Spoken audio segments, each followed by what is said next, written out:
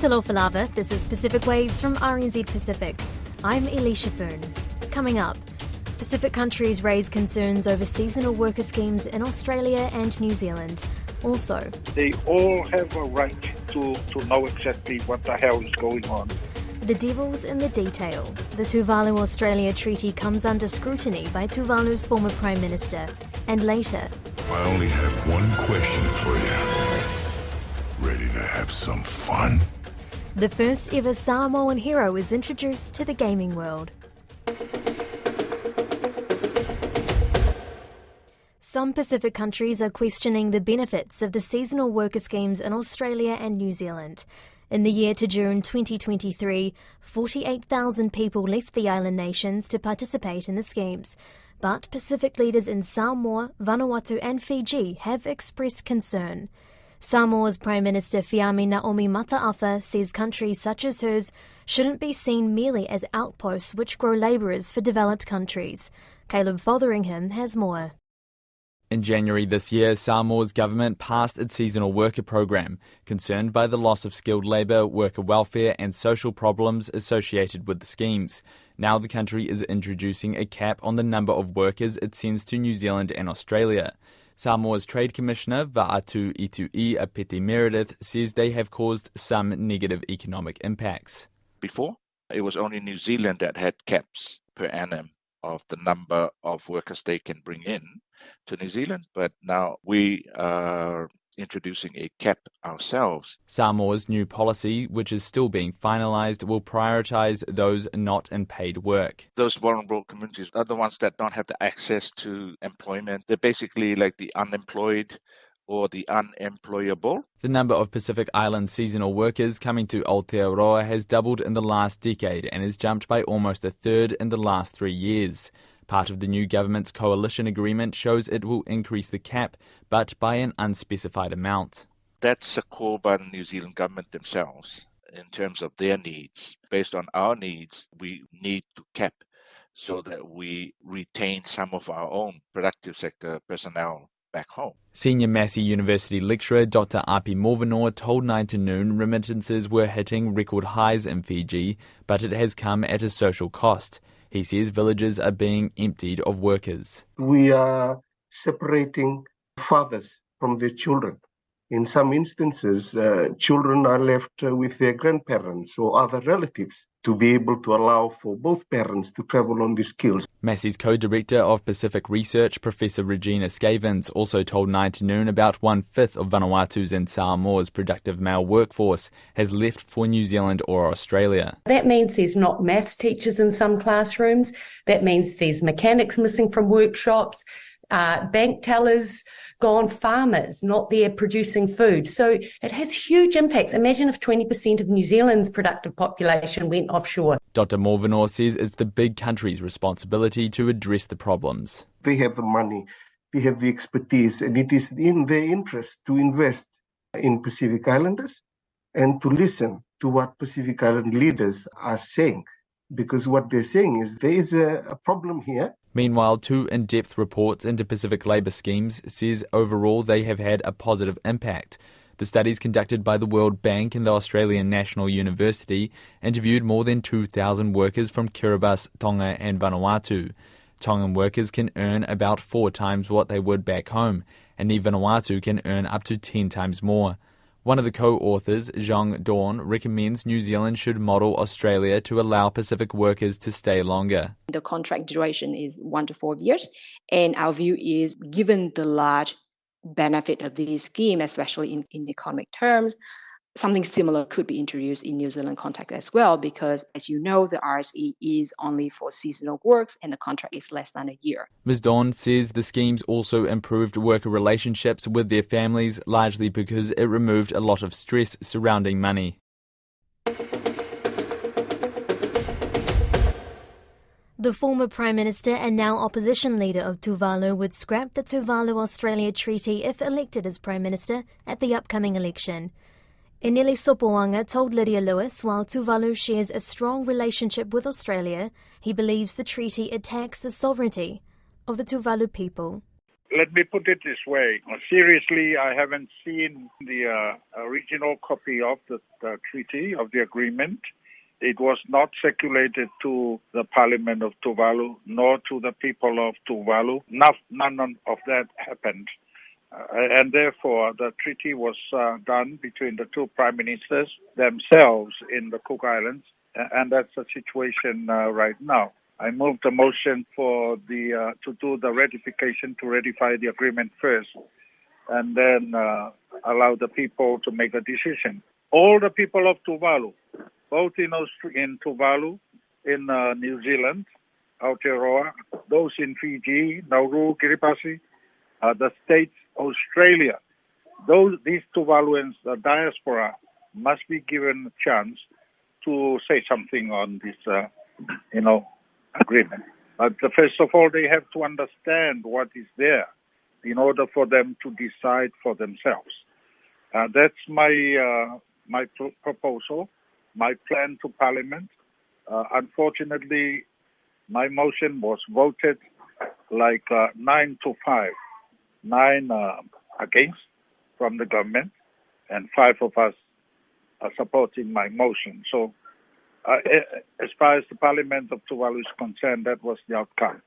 But there is a very, very amplified, loud opposition from the people of Tuvalu, in Tuvalu and outside of Tuvalu, expressing concerns that these things that affect their sovereign rights, their sovereignty, their islands, beautiful islands, oceans and land, and those things are being eroded and impeached on by some sort of arrangements that they never knew was being dropped on their laps. So that's the situation now.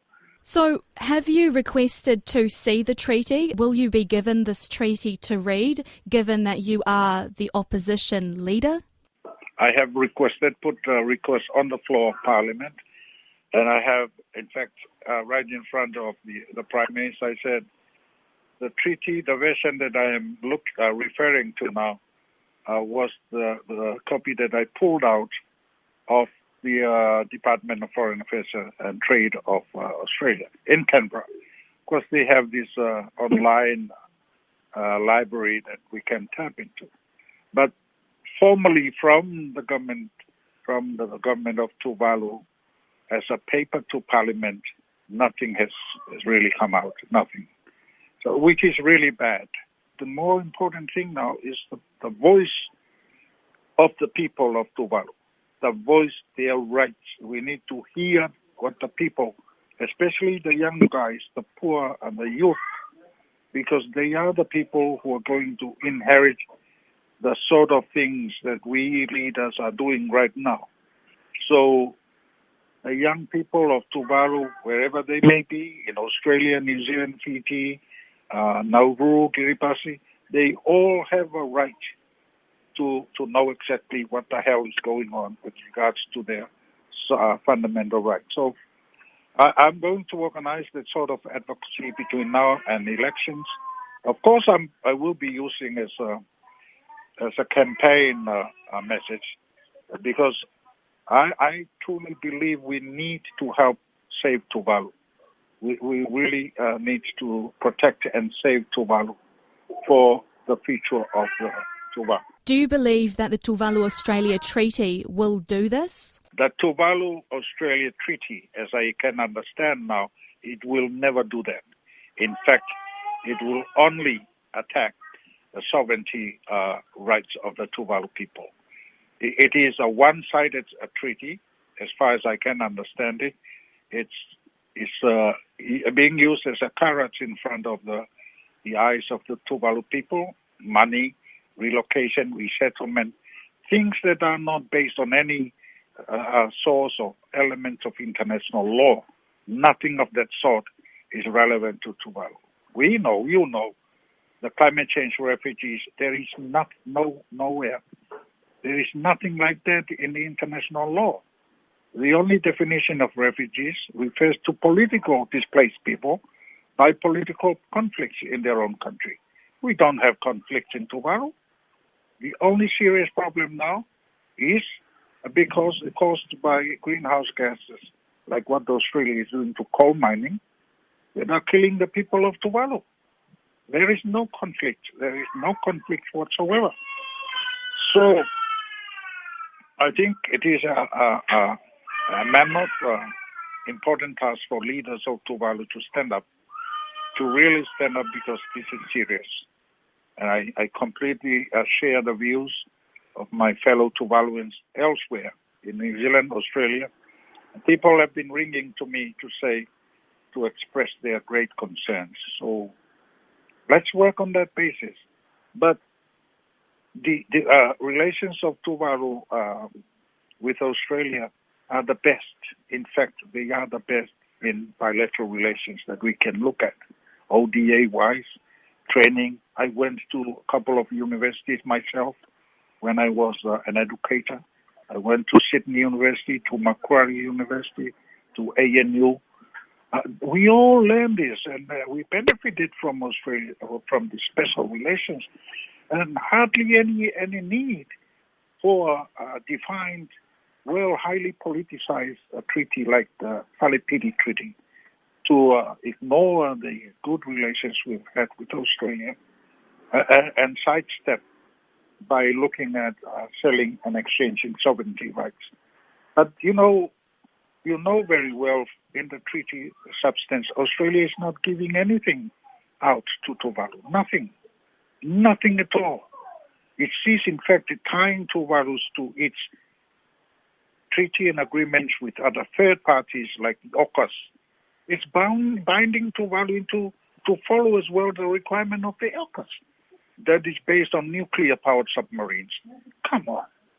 You must be joking for Tuvalu to follow that type of ambitious, unknown treaty that Australia is pursuing with UK and the US. You must be kidding. These are the very things that the Pacific Island countries, including Tuvalu, way back in the Rarotonga Treaty, signed on and said, no, pushed by your own country, New Zealand. And we just have to recall what happened to the Rainbow Warrior right in the harbour of Auckland. We are getting into a very complicated situation in the Pacific because of this unfortunate agreement by Australia and Tuvalu. Solomon Islands men's football team have qualified for the Pacific Games Grand Final for the first time in 12 years. The hosts beat Fiji 2-0 in their semi-final match at Lawson Tama Stadium in front of a sea of adoring fans. But their opponents, New Caledonia, who beat Vanuatu 1-0 in their semi-final match, are an old nemesis. The Cargos beat the Bonitos the last time they reached the finals, which was in 2011 in Noumea.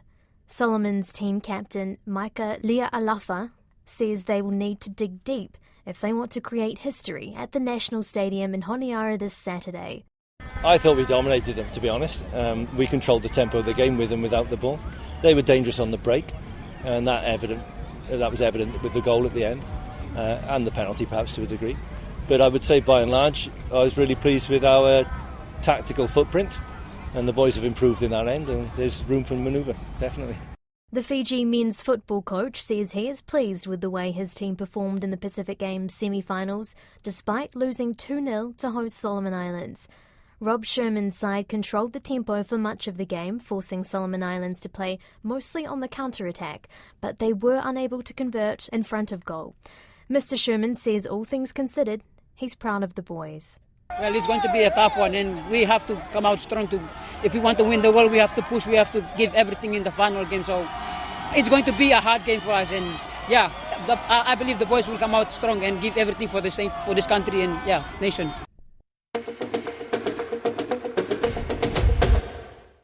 The first ever Samoan hero has been introduced to the gaming world.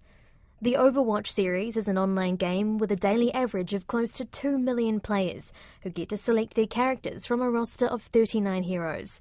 Samoan character Monga is the latest addition.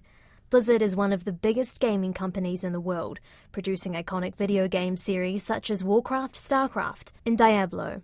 Fino Fonua spoke to the Blizzard game developers about Monga and his Polynesian flair.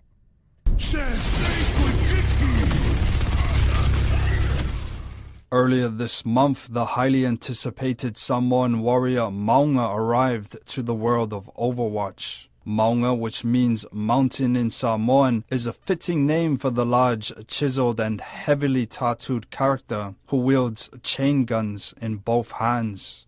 He is the largest of all the 39 heroes in Overwatch, offering a brute force experience.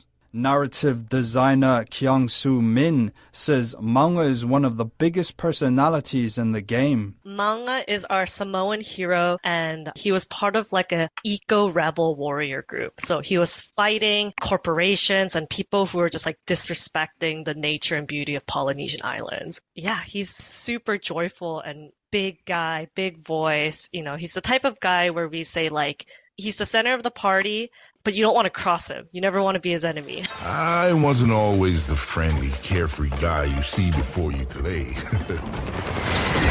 I used to take things very seriously. When it comes to video games, Pacific Islander characters are usually only found in the sporting simulations of American football and professional wrestling. Off of play action, time to buy lower. Able to find the open man. That's complete. Touchdown. The 2002 family-friendly Lilo and Stitch video game was popular among children. It was set in Hawaii with Hawaiian characters and Hawaiian music. Listen, Lilo, I've got to go to work now, so I'll meet you in town at 1 o'clock, okay? Okay. Come on, Stitch.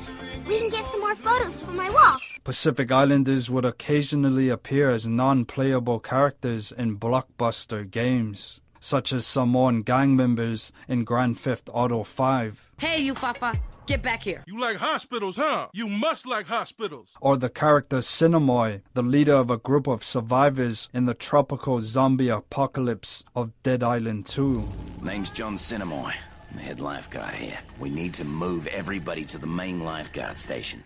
Overwatch art director Don Rogers says Maunga had been developed over 5 years. He said the Overwatch team was looking for a character who would fit the category of tank hero, a large Hulk with less speed but greater firing power. Rogers says when they design characters, they want a distinct look that fits the size and prowess of the particular character. We want to make characters that people either want to be directly related to some culture. We decided that Samoa would be a great person to represent this kind of larger silhouette that kind of is required of the gameplay for a tank.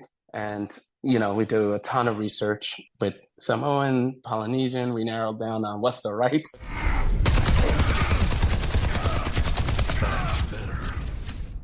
Maunga's introduction to Overwatch coincided with BlizzCon, an annual convention hosted by Blizzard in Irvine, California earlier this month. The event, which attracts thousands of gamers, promotes the latest Blizzard games.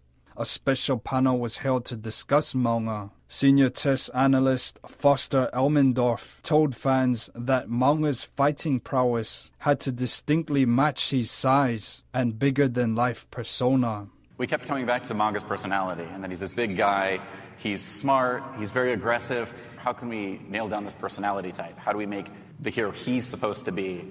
We developed that mentality, but that physicality, and that was in tandem with ability design and then also with art, where we looked at, okay, how do we represent this giant of a man? And it came down to giant guns. Sizzling. One central figure in the development of Maunga was New Zealand Tongan actor John Tui, who voiced Maunga. Overwatch game developers praised Tui for bringing the character's personality to life. Narrative designer Kyung-soo Min says John Tui's cheerful and boisterous voice embodied the character they were looking for. Our team was like going nuts. John Tui just delivered this beautiful performance. He's like this big voice, life of the party, just like a joyous guy, but he also has a dark edge. There are lines in the game where the delivery and the acting of it just like gave everyone chills. He really nailed the part. I work hard and I play hard. So, I only have one question for Ready to have some fun? That's Pacific Waves for today. To listen back, head over to rnzi.com/programs. We're also on Apple, Spotify and iHeartRadio podcasts. From myself and the RNZ Pacific team, Tō whā soi fua.